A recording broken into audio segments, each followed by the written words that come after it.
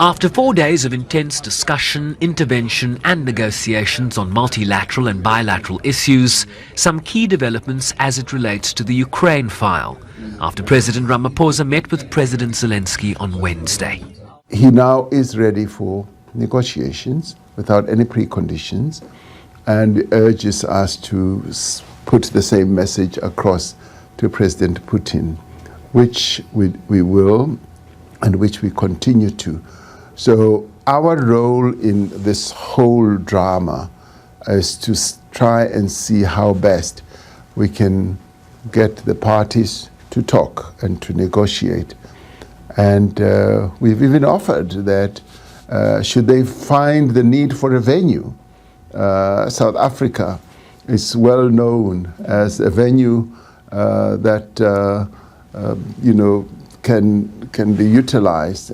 Many other conflicts were well resolved because people came to South Africa. Immediately raising the question as to whether President Putin would be able to travel to South Africa, a state's party to the Rome Statute, due to an international criminal court warrant for his arrest.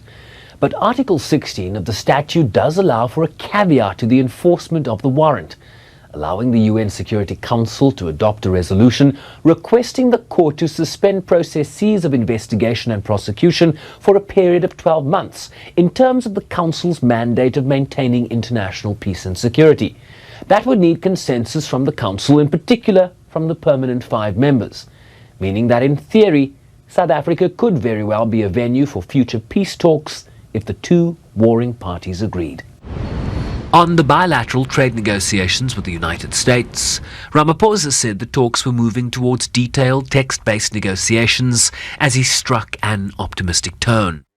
It basically means that we're not just talking, we're now more focused, basing everything we talk about on text, and which should lead to some measure of finality. And obviously, we want the tariffs either to be removed or to be reduced. That is our strategic objective. But we also want to deal with all the other issues that have to do with trade and how we facilitate trade between the 2 countries and how we also facilitate investments. We would like to see more investments from the United States into South Africa. And similarly, they would like to see investments from South Africa into the United States, and how we also remove the various barriers, because they are not only trade barriers. He also participated in a G20 ministerial meeting hosted by his international relations minister, where a senior US State Department official accused the G20 of drifting from its core remit. Allow me to highlight 3 ways our presidency will differ from recent ones.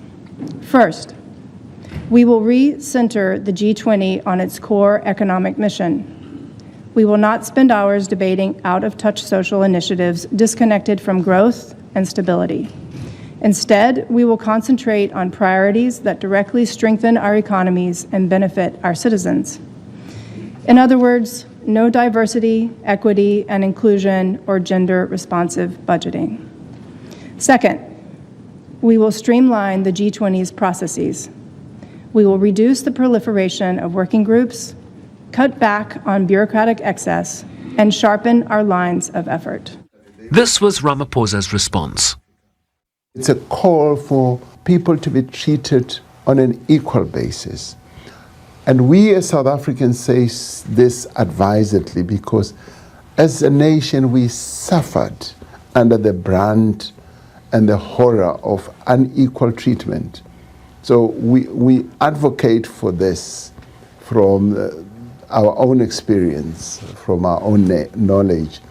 And the issue of diversity and, if you like, solidarity, we do believe that the strong must help the weak. The powerful must help the weak. And the rich must also help the poor. President Ramaphosa is expected to arrive back in South Africa on Friday evening. Shervin Bryceby's SABC News, New York.